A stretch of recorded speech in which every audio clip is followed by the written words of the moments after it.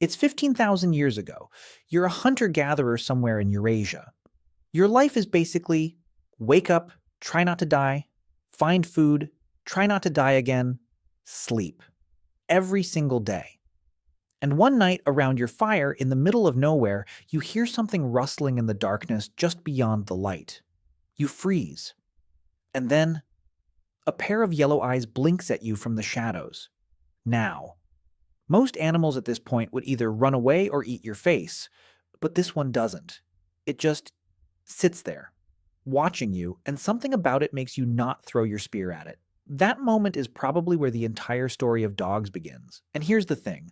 The story of how wolves became dogs is one of the most bizarre, fascinating, and honestly kind of hilarious chapters in all of natural history. Because it didn't happen the way most people think.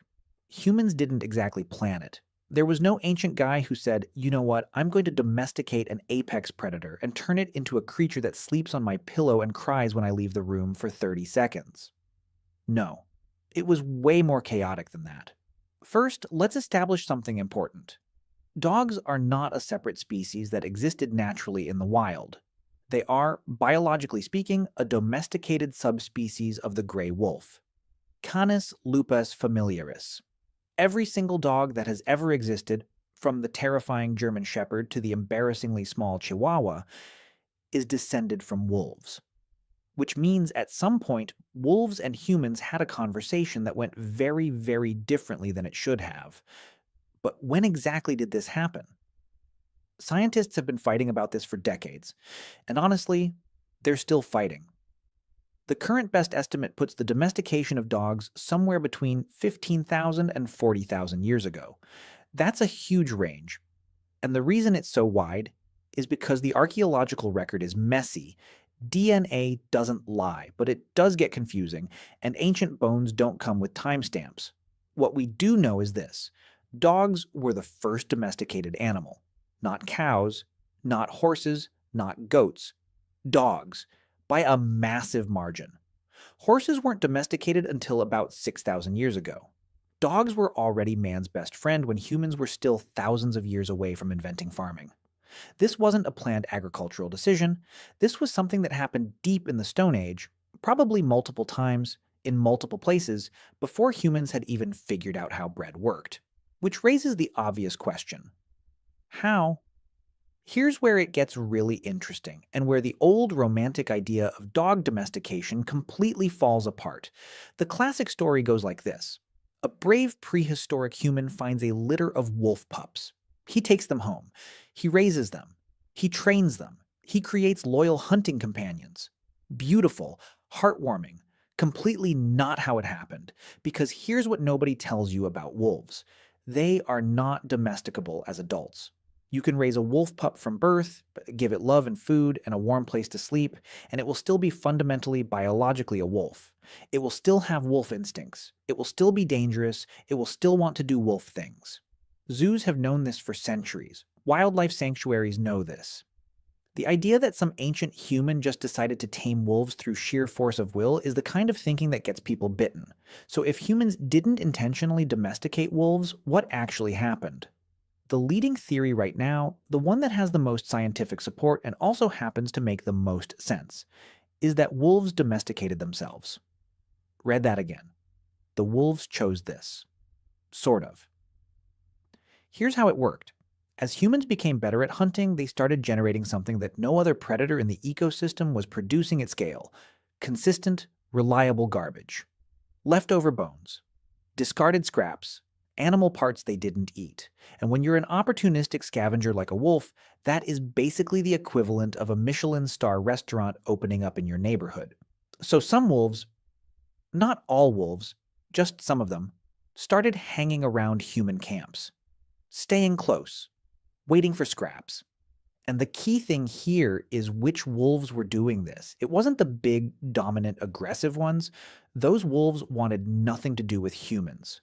The wolves that started edging closer to the fires were the ones that were slightly less afraid, slightly more curious, slightly calmer around the terrifying, fire-wielding, spear-throwing creatures that were apparently just going to throw bones at them anyway. And those wolves got fed. and the more aggressive ones who kept their distance had a harder time finding food and had fewer offspring. Over generations, many, many generations, this created a pressure that nobody planned for and nobody engineered. The wolves closest to human camps were, by definition, the ones with the lowest stress response around humans, the calmest, the friendliest, the most likely to approach instead of flee. And their puppies inherited those tendencies. And their puppies did too. Natural selection, operating entirely without human intention, started nudging wolf behavior in a very specific direction, toward us. Now, here's where something genuinely bizarre happens, something that scientists didn't fully understand until a Russian geneticist named Dmitry Belyaev ran what might be the most fascinating and underrated experiment of the 20th century. In the 1950s, Belyaev was working in Soviet Russia, which means he was doing science under conditions that could generously be described as stressful. Genetics was considered a bourgeois pseudoscience by Soviet authorities at the time, which is a sentence that requires a moment to fully absorb. But Belyaev, who was genuinely brilliant, found a way to keep doing his research under the cover of studying fox breeding for the fur industry. What he actually did was start selectively breeding silver foxes, and the only trait he selected for, the only one, was tameness. Every generation, he tested all the foxes for how they responded to humans, and only bred the ones that showed the least fear and aggression. That's it. No other selection criteria. What happened next was extraordinary. Within just a few generations, we're talking decades, not millennia, something very strange started happening to the foxes. They didn't just become friendlier, they started changing physically. Their ears became floppy, their tails started to curl. Their coats developed patches of white and brown instead of solid silver. Their faces got rounder. Their skulls changed shape. Their reproductive cycles shifted. They started barking differently. They started seeking human attention and making eye contact. They started acting like dogs. Nobody told them to do this. Belyaev hadn't selected for any of these physical traits. He'd only selected for tameness. But somehow, selecting for one behavioral trait had unlocked a cascade of physical and behavioral changes that transformed the foxes into something that looked and acted weirdly, uncannily familiar. What Belyaev had stumbled onto, and what scientists are still working out the full details of today, is something called domestication syndrome. The idea that certain genetic pathways for tameness and low stress response are linked, on a deep biological level, to a whole suite of other physical and developmental traits. When you breed for friendliness, you get floppy ears as a bonus. When you select for calm behavior, you get spotted coats you didn't ask for. The package deal of domestication is weirder and more complex than anyone expected. And crucially, this experiment showed that it doesn't take thousands of years. With strong selection pressure, the fundamental character of a species can shift dramatically in just a handful of generations. Which means the wolves hanging around ancient human camps might have started showing dog-like traits faster than anyone previously thought. But here's the question nobody seems to ask loudly enough. What did the humans do when the wolves started getting friendlier? Because this is a two-way street. The wolves changed, yes. But human behavior had to change too. At some point, some ancient person had to not throw their spear at the wolf sitting near the fire. They had to decide, consciously or not, that this creature was tolerable. Maybe useful, maybe something else entirely. And the evidence suggests this happened differently in different places. There's strong genetic evidence that dogs were domesticated more than once, in more than one location. East Asia, the Middle East, and possibly Europe all have genetic signatures suggesting independent domestication events, which means the meeting between wolves and humans wasn't a single magical moment. It was a pattern, a repeated tendency for these two species to find each other useful. And once humans figured out that a semi-tamed wolf could actually be incredibly useful, warning them when other predators approached, helping track prey, acting as a living alarm system, the relationship accelerated. Now there was active pressure from the human side to keep the friendly ones, to feed them more, to let them sleep inside, to, in some small way, begin actively selecting for the traits they preferred. The wolves that liked humans survived better in human company. The humans that kept wolves survived better in the wilderness. A co-evolutionary partnership formed, not because anyone planned it, but because it worked spectacularly for both sides. Now let's talk about what domestication actually does to a brain. Because dogs are not just wolves that learned to be polite. They are cognitively different from wolves in ways that are genuinely remarkable. One of the most striking differences is how dogs interact with human gestures. If you point at something, a dog will look where you're pointing. A wolf won't. Even wolf pups raised by humans from birth, socialized intensively, won't reliably follow a pointing gesture. But a domestic dog puppy, even one that has had minimal human contact, will look where you point. This is not a learned behavior. It's genetic. Dogs have been shaped over thousands of generations to read human communicative cues in a way that no other animal can match. Dogs make eye contact with humans in a way that their wolf ancestors never would. In wolf society, direct eye contact is a dominance challenge. It means a fight is coming, but dogs evolved to hold your gaze, to look to you for information, to treat human faces as sources of meaning. And when a dog looks into your eyes, both your brains release oxytocin, the bonding hormone, the same hormone released between a mother and her infant. You are literally chemically bonding with your dog when you make eye contact with them, and they are bonding with you. In one of evolution's stranger plot twists, a carnivore that should by all rights want to eat us has been biologically rewired to love us. Dogs also have a unique muscle, a tiny facial muscle above their eyebrows, that wolves don't have. It's called the levator anguli oculi medialis. When a dog uses it, it makes their face look sad, soft, and unbearably cute. Puppyish. It's the muscle responsible for the puppy dog eyes expression, and it appears to have been directly selected for over thousands of years of domestication because it works on humans. It makes us want to take care of them. It makes us feel responsible for their well-being. The dog unknowingly evolved a biological hack for manipulating human emotions, and it is spectacularly effective. You thought you were choosing your dog. Your dog's ancestors spent 10,000 years evolving to make you want to choose them. By around 10,000 years ago, when humans were just starting to figure out agriculture and settle into permanent villages, dogs were already deeply embedded in human society. We know this because dogs start appearing in burials from this period. Human graves containing human bones also contain dog bones, not as food, as companions. Some of the oldest confirmed human-dog burials have the dog arranged carefully beside the human, sometimes with a human hand resting on the animal's body. These were people who had lived alongside dogs and wanted them present in death as in life. Think about what that means for a moment. The very first domestic relationship in human history was one of genuine companionship. Not purely utility, not just a working animal, something that crossed the line into what we might actually recognize as love. In a world of constant physical hardship, brutal survival conditions, and a life expectancy that makes a modern person's eyes water, humans were spending emotional energy on their dogs, grieving them, burying them with ceremony. This is one of the oldest impulses we have evidence of, and it's still going on. Right now, somewhere, someone is spending money they probably shouldn't on a ridiculous tiny coat for their ridiculous tiny dog and feeling completely fine about it. The emotional logic has not changed in 15,000 years. So what came next? Because wolf learns to tolerate humans, gets fed scraps, becomes slightly less wolfy, is only the beginning of the story. What follows is one of the most dramatic transformations in the history of life on Earth.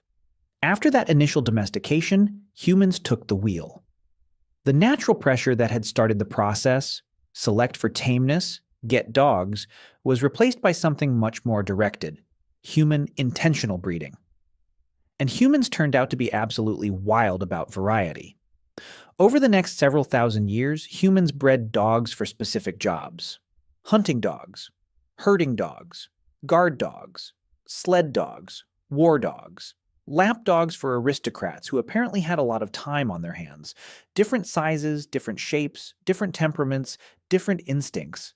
The genetic variation locked inside the dog genome was exploited to produce a range of body types and behavioral profiles, unlike anything else in the animal kingdom. The speed of this diversification is astonishing. In roughly 15,000 years, which is basically nothing in evolutionary time, humans produced everything from the Great Dane to the Dachshund.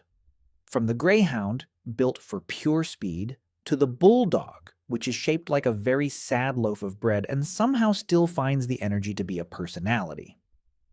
The wolf body plan, sleek and functional and honed by millions of years of natural selection, was essentially taken apart and reassembled into hundreds of different configurations, each one reflecting a specific human need, preference, or at some point apparently just a whim.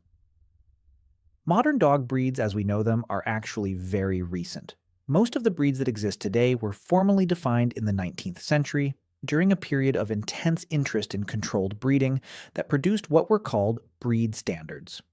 Precise specifications for how a dog of a given breed should look and act. This is when dog breeding went from, I want a dog that's good at hunting, to something considerably more baroque. The Victorian era took the 10,000-year project of dog domestication and turned it into a competitive sport. Which brings us, inevitably, to the modern moment, and to the strange relationship we have now with these animals. Because dogs today occupy a position in human society that no other animal comes close to. They live inside our homes, they sleep in our beds, they appear in our wills. There are dogs with their own Instagram accounts, their own merchandise lines, their own birthday parties. There is a dog currently somewhere in the world with a better quality of life than most humans in recorded history, and it doesn't know this and it doesn't care because it just found a sock on the floor, and the sock is incredibly interesting. We spend more money on pet care than most countries spend on education. We develop genuine grief when our dogs die. Grief that neurologically and emotionally resembles grief for human family members, because as far as our brains are concerned, that's more or less what they are. We make medical decisions for dogs that we sometimes won't make for ourselves. We train them, talk to them, apologize to them, ask them how their day was, even though we know they can't answer and somehow feel like they understand anyway. None of this was planned, none of it was intended. A wolf started eating garbage near a fire, got slightly less scared than its siblings, had puppies that were slightly less scared than average, and 15,000 years later, someone is paying $40 for artisanal, grain-free, salmon-based dog food. Evolution is patient, and it is hilarious. But here's the part I want to leave you with, because I think it's the genuinely extraordinary thing about this whole story. In virtually every other case of animal domestication, humans were clearly in charge. We captured animals, we penned them, we bred them specifically for our own purposes, their meat, their milk, their labor, their hides. The relationship was largely one-directional. We needed something. They provided it involuntarily. Dogs are different. Dogs were, from the very beginning, participants in their own domestication. They approached us. They adapted to us. Their brains changed to understand us in ways that remain unique in the entire animal kingdom. And we, in turn, adapted to them, neurologically, emotionally, culturally. We changed too. Researchers have found that human populations that had dogs performed better in certain survival contexts. Dogs gave warnings. Dogs helped on hunts. Dogs may have contributed to the success of human expansion into new environments. There is a genuine argument, not a fringe argument, a serious scientific one, that the domestication of dogs was a significant factor in human success as a species. That without dogs, the trajectory of human civilization could have been measurably different. We didn't just create dogs. In some meaningful sense, dogs helped create us. That wolf that crept toward the firelight 15,000 years ago, looking for scraps, wasn't just making a strategic decision about food. It was, in the very slow and unconscious way that evolution works, beginning a partnership that would outlast every empire, every language, every civilization that has risen and fallen in the time since. A partnership that, against all biological logic, turned two very different creatures into something that feels, to both of them, something like family. And the next time your dog falls asleep on your feet, or stares at you with that absurd yearning expression while you eat dinner, or loses its mind with joy at the sound of your keys in the door. Just remember, that is 15,000 years of mutual evolution expressing itself. That happiness is ancient. That bond was built slowly, accidentally, and at enormous cost to the rational decision-making of wolves everywhere. It was worth it for them. And honestly, it was worth it for us too.